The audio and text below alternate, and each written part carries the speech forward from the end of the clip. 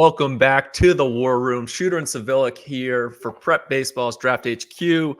DJ, I'm sitting here, and this will date us to what my current situation is in a weather delay for the Tigers. And we're going to be talking about sleepers today, which are always fascinating. Everybody's got a sleeper, helium guy throughout the spring. And I'm about to get set, planning my whole day around a nice day game for Tarik Skubal to really cement his place as Cy Young, as the Tigers are getting ready to potentially go into the playoffs here. So I want to use Tarik Skubal kind of to jump you off into sleepers. Skubal, I think he was like a 7th or 8th rounder, going back into his high school history, coming out of Washington, almost non-existent, clean arm, and now this dude is just the poster boy for not a high draft pick, climbing the into the upper echelon of MLB stars at this point. Yeah. Let's go deep into this today. Do you like sleepers, or are you like, hey, just hit me with the studs? I'm a first and second rounder only. No, I'm not. That would presume that I'm very pretentious and I only want to talk about first round picks. Those are the nothing wrong with those guys. I got to tell you, there's nothing wrong with first round picks. There's nothing wrong with first round picks. They're exciting in their own way. And I think this idea of sleepers, under the radar prospects, these are the kind of things that can really complete an organization. Your ability to scout up and down the draft board with the same intensity level and the same attention to detail and the same urgency is what allows you to unearth a guy like Skubal. Make no mistake, it's not luck. Is there some luck involved? Sure, when you nail a guy like that. But when you look at organizations historically, it's fascinating to see the organizations that just continue to pump out the volume of major league players. That's not to be confused with the thing that we've talked a lot about on our recordings here over the course of the last year. We've thrown out big WAR value numbers, 2 WAR, 3 WAR, 5. I mean, those are some elite players. But to have a successful organization, you have to be able to acquire major league talent of all different types. And sometimes when you have a really good process in place, that process delivers you Tarik Skubal. I think that's a wonderful example. In our last episode, I lobbed out there Brandon Woodruff. Mm-hmm. Make no mistake, when they pulled Woodruff off the board, nobody in that room sat there with ultimate conviction and said, we're going to get an ace or a number 2. You just couldn't have said that. He didn't do anything at Mississippi State. Threw a lot of balls. He threw a lot of balls, and so it kind of lends itself to, and where this discussion came from that you and I are having, and what we've thought about launching going forward with trying to identify some of these players. What are the attributes that make up a sleeper? They tend to share similar character. Here's the characteristics they don't have. Let's start with that. Awesome tools, awesome performance, awesome skill set, awesome makeup, awesome track record. That's not what a sleeper has. Typically, there's a lot of missing pieces along the way, but what do they have? What are some of the keynote things that they do have? I think that's what we need to talk about. And just to set the foundation for this show, kind of introducing what a sleeper is, where we're coming from, because in the future, we're going to break it down more specifically into certain prep players, even probably tie in some collegiate guys in the future as well, but go regionally where you're breaking down the area side of things. We want to get to the point today where we're talking about how does the area guy talk about his sleeper. And I think when you just talking about like the tools, right? This is not a guy who rolls off the bus and he hits you in the face. This might be a bad body right corner guy. I always think of the right corner bats. It's fascinating always to me, even from the recruiting side, right? For so long, it's like, I want guys up the middle, those 6'6", 6'5" runners who hit left-handed. And then you go around and you check 2 of those guys. And then you check out the lineups and you're like, hey, there's a lot of right-handed hitters in this lineup who still seem to hit. I guess those guys know how to play baseball too, but the SEC, especially the SEC, it's like, oh, these guys got to be fast. They got to be here. And then you look around, you're like, hey, the guy started at shortstop for you, he's a 7-0 runner, and he hits right-handed, and he's an All-American. So how do you differentiate though? And I think that's one of the big fascinating things, and why we're doing this episode is, what are you looking for? But more so, how does that information get deciphered and passed around? Well, I think with this whole sleeper concept, I'm going to remove pitchers for a second. Okay. We talked in our last They're episode not about athletes anyway. that's right. We know that. And if they're left-handed, now they have bad makeup and they're weird. Let's remove the pitchers just for a second. And I say that because you just reflect back, and we've talked ad nauseum about the past few drafts. But for the sake of recency, just look at what happened in this last draft. Look at the amount of position players that went off the board that were college players that were nowhere to be seen when they were in high school. Really, the only one that had some panache, I guess you'd say, is Jack Caglione. He was well known, he was unsignable, but those other guys that were going off the board, who? Nick Kurtz? Who? Yeah, Christian Moore, known a little bit. Bazana? Who? The kid from Australia? Who's that? Charlie Condon couldn't even get a college scholarship. And now the Rockies are giving him whatever that was, $7-8 million. So I think your point on position and whatnot, there is a part there. I look at it and I say, when we talk about specifically position players, to kind of keep this simple, there's usually some type of strength deficiency in the player. And that lends itself to, number two, an obstacle to creating a real profile. And when I say a profile, could somebody have walked in a ballpark and said Condon was a profile third baseman? Or sure, you could have said that, but it wasn't believable. Heck, the colleges didn't even believe it. How's a pro scout supposed to believe it? So there could be some strength deficiencies that ultimately play themselves into some tool deficiencies. Now there's a profile problem. Maybe they're from an area that doesn't tend to produce those kinds of players. There could be some positional risk factors involved. So a sleeper doesn't mean, especially in today's day and age of social media and information, it doesn't mean you don't know who the player is.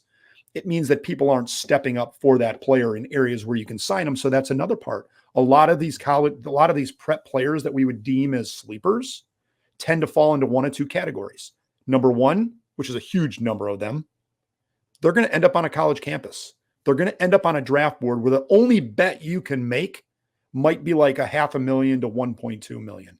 And in the landscape that we're dealing with today, they tend to be unsignable. I'm going to give you some. Alex Bregman, Dansby Swanson, Chris Coughlin, who went on to Ole Miss and immediately became a really, really good batter. Rookie of the year candidate, right? Andrew Vaughn was a recent draft pick that was high in the first round, who's in the big leagues. JJ Bleday came out of Mosley High School in Panama City by way of Pennsylvania. There's our Pennsylvania thing. Goes to Vanderbilt. He's good right away. Then you sign him. He was a corner outfielder. So we've got a lot of examples of these guys. Austin Martin, who was a bat guy out of Jacksonville, Florida, goes to Vandy, becomes a high first round pick. So you've got those players, and that encompasses a huge group, missing tools, missing profiles, missing strength. They end up on a college campus. And then the other group, which I find really, really fascinating, and I'm going to say this right now, and listeners are probably going to say, really? Are you serious? Yeah, I'm serious. Jackson Holliday. He's a different kind of sleeper. That's the guy where you're looking at going into the draft. He's a sleeper to become a high first round pick. You already know he's a second or a third round pick going into the year, but he might be my sleeper pick to make a massive jump. Now, how does that player make a massive jump? Well, he gains strength. His tools tick up. You know he can already play, and then he performs. A great question was lobbed out by our editor-producer, Rhett. He said, when does a guy, and then I got to stop talking here for a second. When does a guy go from sleeper to like bona fide prospect? When's he not a sleeper anymore? And that's player number two that we're talking about. That's Jackson Holliday, where he goes from like the second round, he's a first round sleeper. He's that kind of guy. So you got the Bregmans and the Coughlin's and the Dansby Swansons of the world, and then you've got the Jackson Hollidays of the world that emerge and blow up. The way you're talking, almost Jackson Merrill. A tiered level of sleeper, right? Yeah, Where, good way to say hey, it. Yeah. this group tier one, hey, this guy might be kind of the bottom of tier one, but he's not tier two. We already think the world of him, right? He's a top, even for our sake, the prep side, top 100 prospect, right? These guys are top two. Whoever's in the top 500 is a real guy that Yep. we know of. But the dude who might be like 75 to 100, which I think actually is where Jackson Merrill was kind of situated throughout Yeah. a lot of the time. Hey, this guy, Track record problem. yeah. Where did he play? That's that 10. I should have mentioned that. Sleepers in that category, they tend to have a little bit of an unknown, a track record problem, whether they were injured or they were just Evan Carter. Mm. Evan who? Yeah, Evan Carter, the guy that went like in the, where did he go? Second or third round to the Rangers, and he blew up and he's in the big leagues in a couple of years. Most of the time we say, did he go to area codes? Did he go to East Coast Pro? Was he at that All-American game? Did the industry identify him? And if the industry didn't, somehow we believe he's not a good prospect. Well, and then he's Evan Carter. Jackson Merrill. Let me ask you a little bit more about the evaluation process of that. So how do you start evaluating, right? Every area guy you worked with I love this guy. He's my sleeper, right? How do you evaluate that scout to know, hey, this guy does fine. I know what he's talking about. I know when he's saying this could be a sleeper. How many of your sleepers have to actually hit and produce some war value for you to earn that trust? Yeah, and you're kind of getting into that whole definition of what gut feeling means. And yeah, can a first-year scout actually allowed to have a gut feel?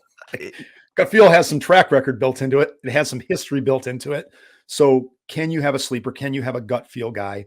Hopefully they can lay it out there for you. Their delivery is articulate and it's logical and it makes sense. And it's on the organizations. And this is a very good question because it's on the experienced scouts, the leadership within an organization to ask the right questions. So let me give you an example. So if we're working with a young scout and he comes to us and he says, hey, I'll actually use Bregman because Steve Kometko, who's a really good scout for the Yankees, was a wonderful area scout. I remember listening to him in the draft room.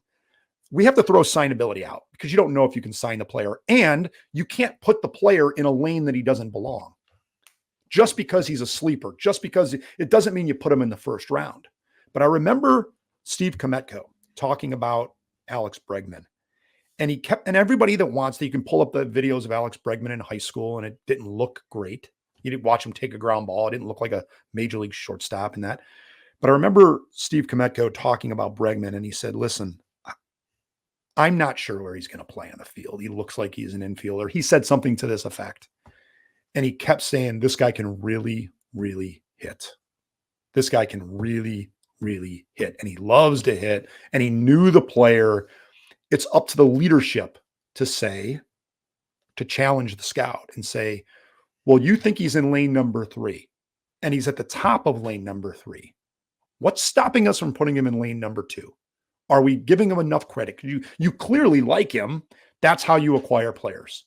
That's how you make Bregman lane 3 to lane 2, and you're able to sign him. But that's the responsibility of the leadership in the room that should have the perspective and the history. And it's up to the area scout to give that history and to create that comfort. So it's kind of symbiotic, I guess you'd say.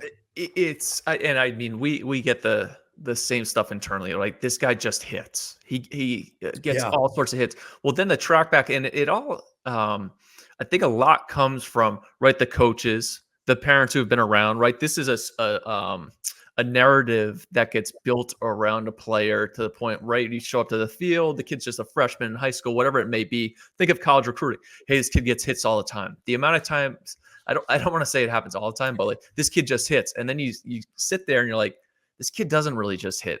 He may just not be playing against anybody, but this does not work.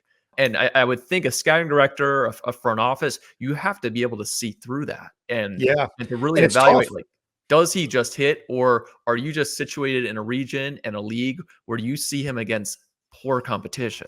How do you separate that? Or conversely, you see this kid against such great competition that he's not producing at the same level as the kid in the other region.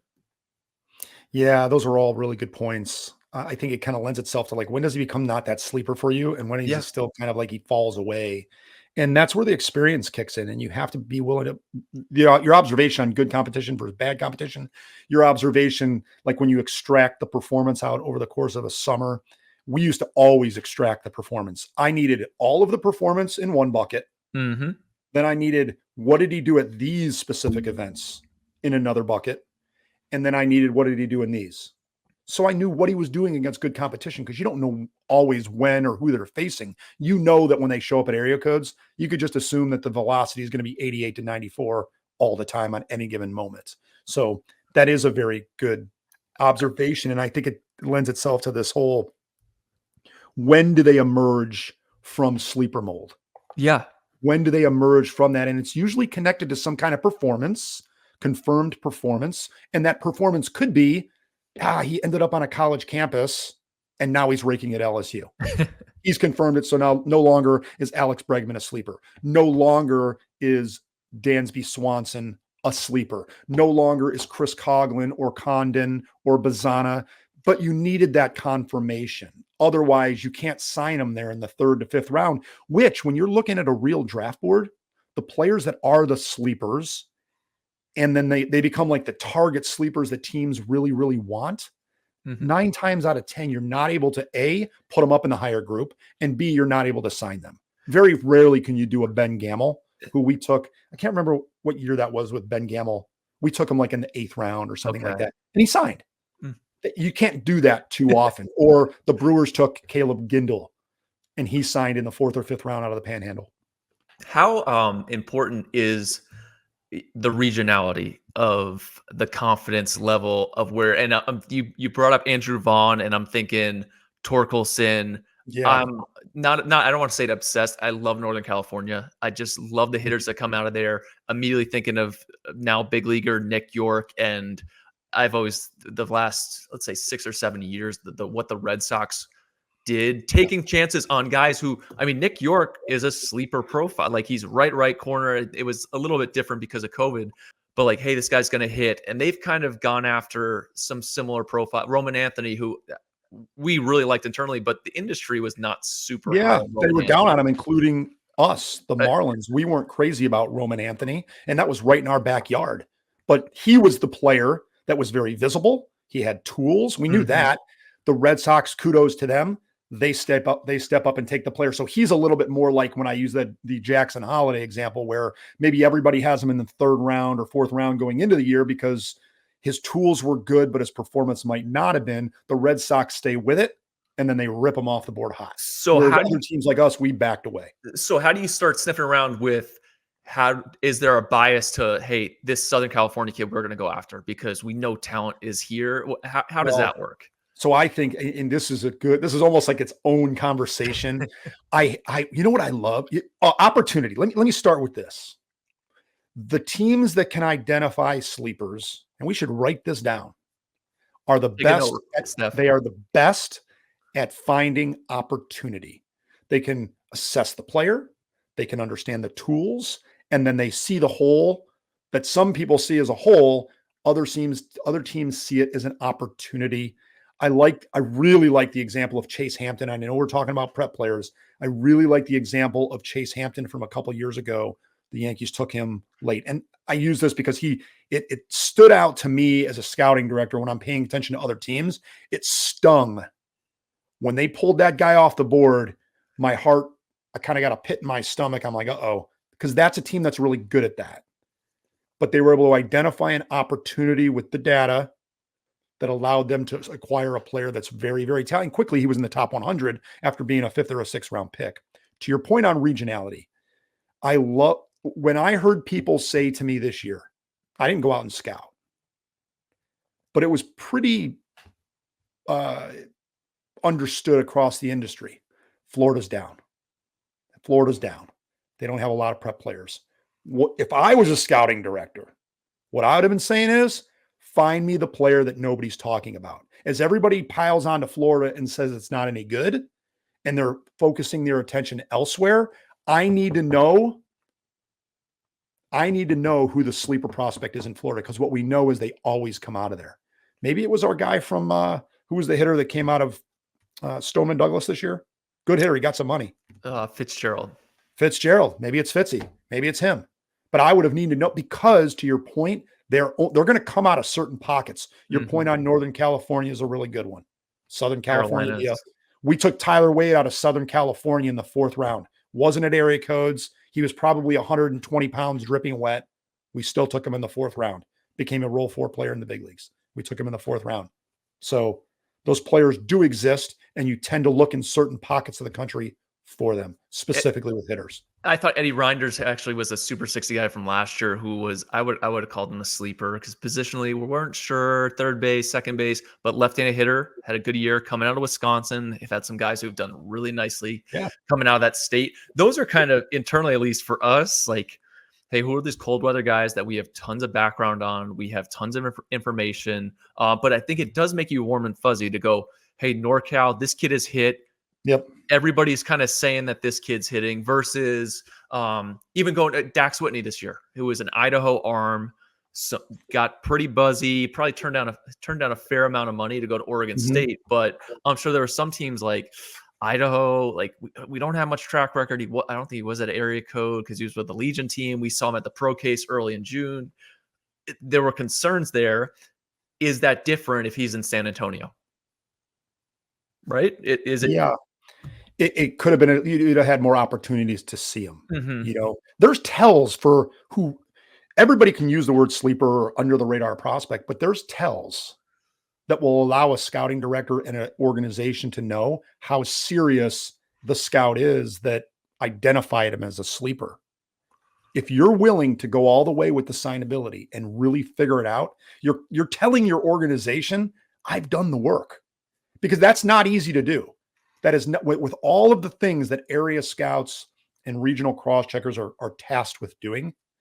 It's very, very difficult to stay the course when you know that you're talking about day 2 for a high school prospect that's going to a major university. So when you do go all the way to the finish line and you stay with it, Noah Syndergaard, most recently DJ Hers, the Nationals did him. The Nationals did Robbie Ray. There's other examples. When you do that, you're telling your organization how committed you are to this player, because you were willing to go all the way with the process, all the way to the end, finish it out. Does it make more sense, and this is just a hypothetical posing to you, does it make more sense to go scout those guys more often? I'm thinking of games that I go to, right? During the spring, I'm going to marquee, top 100 prospects. I'm sitting there watching Bryce Rayner for 3 days with the same guys. Now, Bryce Rayner's going to be a top 15, top 20 pick. Are there other guys that maybe these guys want to see more? Are you as a scouting director saying, like, dude, we at this point do not need to see Connor Griffin? That is I will figure that out. That's above the checkbook's getting open. We're going to have to talk to the president of the team at this point for that guy. But you can find some serious value in the Inland Empire, in the Valley, wherever that may be. That's a serious lift sometimes when you're asking scouts, and that's when you know you have good scouts on your staff. When they're willing to dig in and they can do that. It is very, very difficult to dig through the second and third tier of your list. Yes. So if you're a scout like myself, who I'll use myself as an example, because I had a fairly large list every year.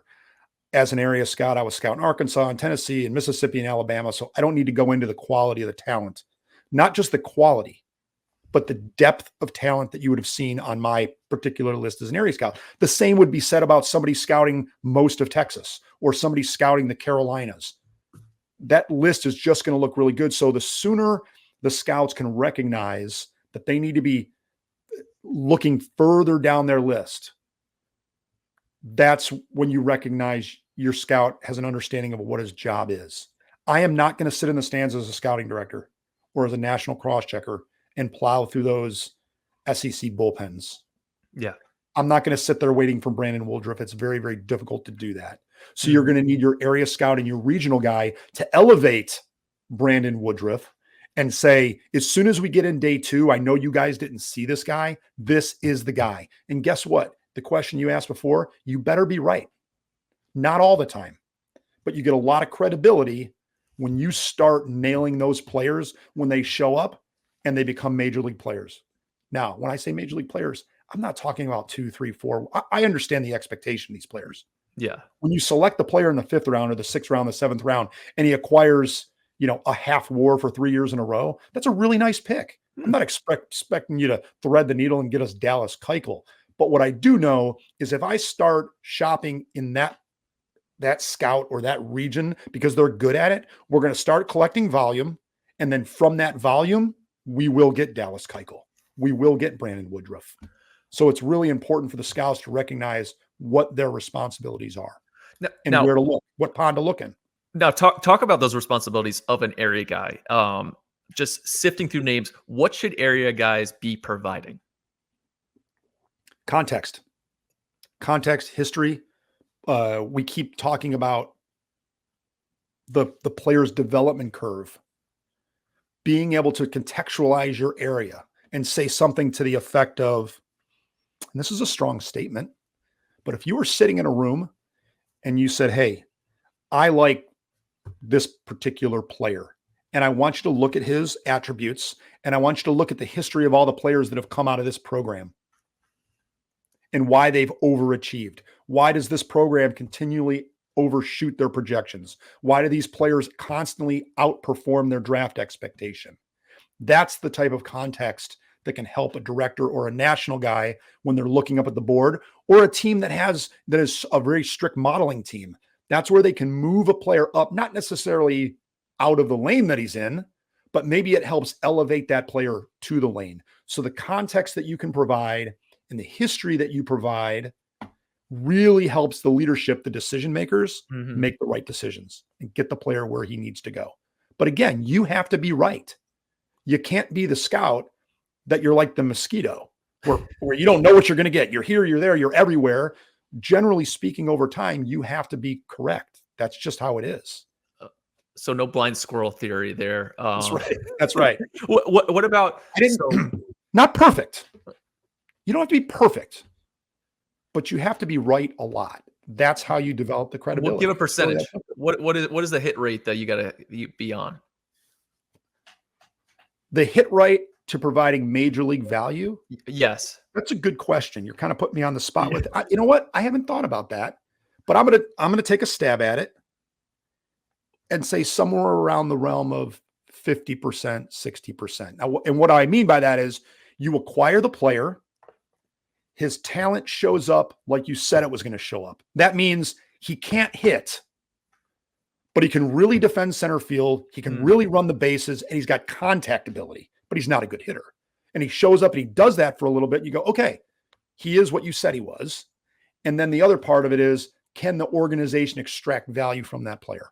Can they trade him for a major league piece, or can that player reach the big leagues? Make no mistake. I've said this before. I'm not expecting you to select an all-star player or what most people would say is an impact caliber everyday player in the 4th, 5th, 6th, 7th round. It'd be nice if we can do that.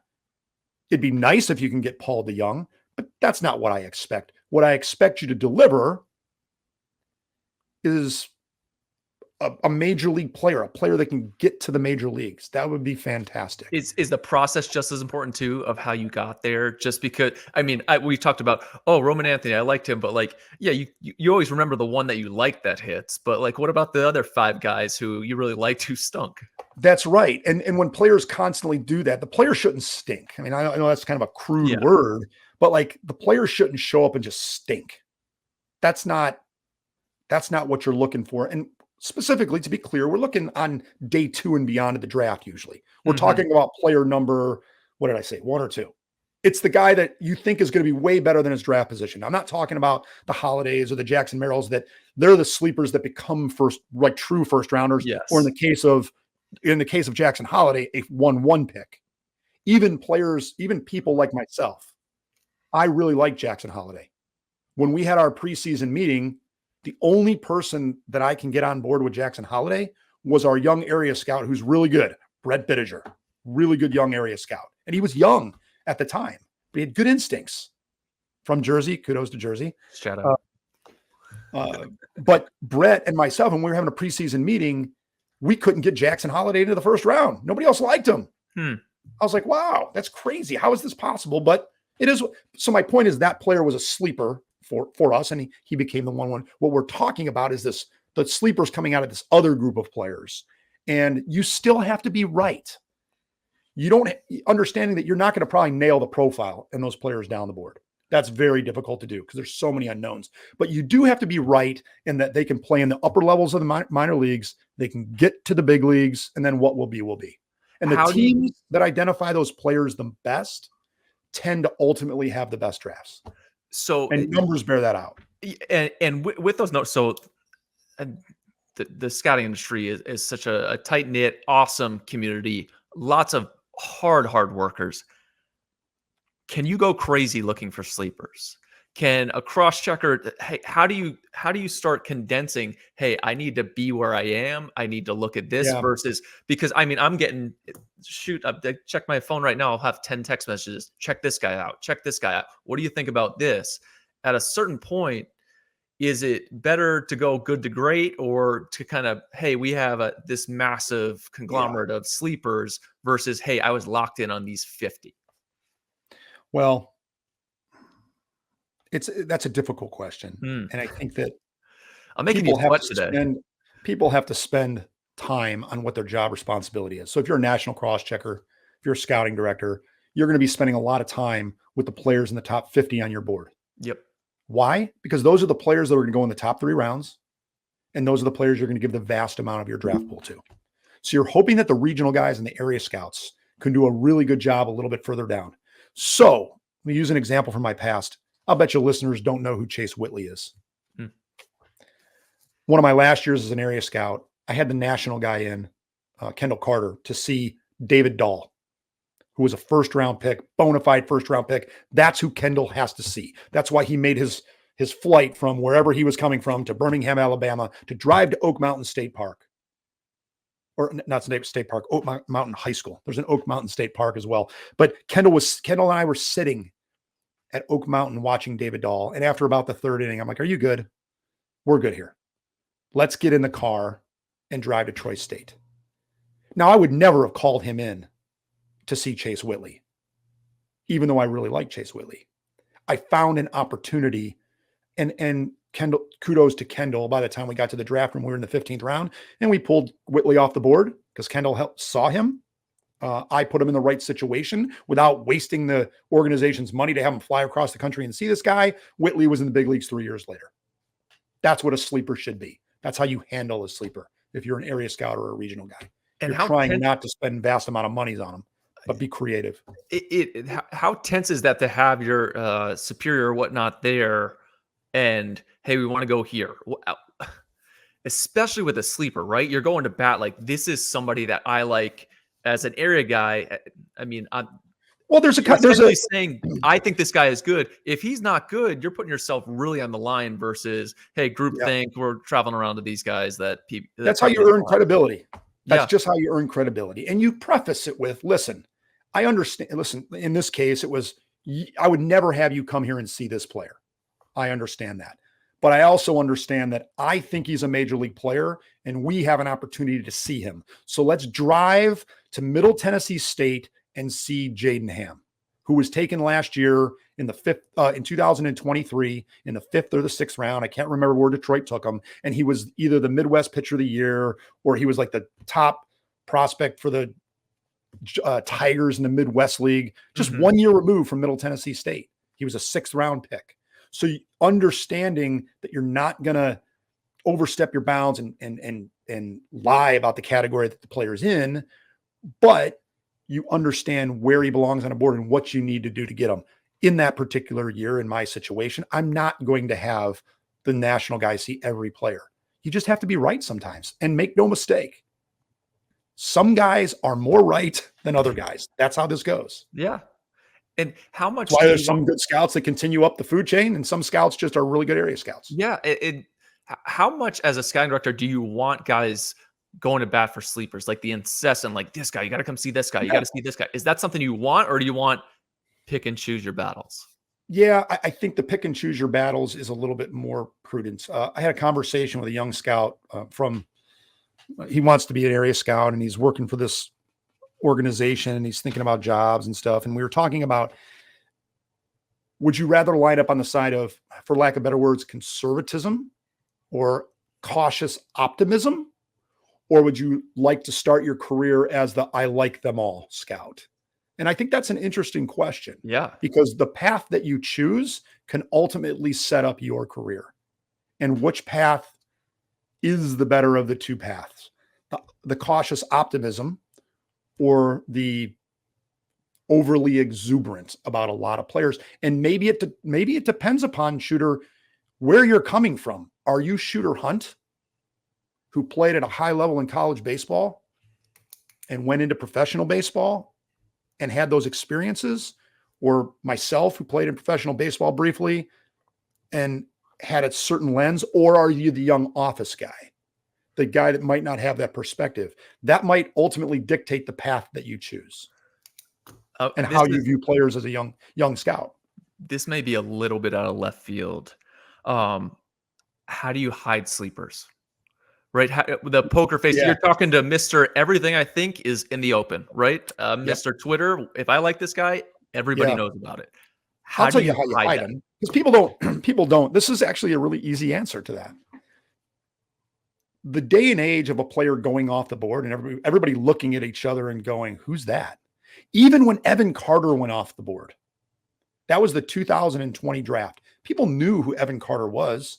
He played for the Royals scout team. The Royals do a wonderful job with their scout team in the fall, running around the Carolinas, running around Tennessee, playing different, playing colleges and doing different things. They do a really good job of identifying talent. You need to know that as an area scout, that the Royals will identify the right players.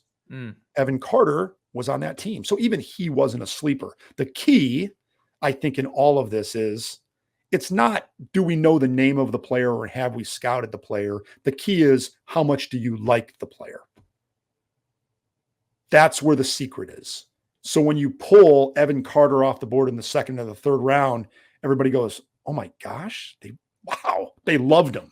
Everybody knew that you saw him. They just didn't know how much you liked him. And that's what you're trying to keep in your back pocket. How much do you really like the player versus the other guy? Well, awesome stuff, DJ. I don't want to dive too much in because we're going to have a ton of episodes coming, breaking down the regional stuff, NorCal, SoCal, Four Corners, Northwest, Northeast, Mid-Atlantic, Florida, Southeast. We'll go all over bit by bit with more specifics in the future. Talking about these sleepers, a lot of them have to do with the skills, the data, the tools. I'm really excited about this series that we'll be diving into, DJ. And I think this set a really nice foundation of the sleeperability of sleepers. I think you coined a new word right there, sleeperability. Sleeperability. Is that a hyphenated word?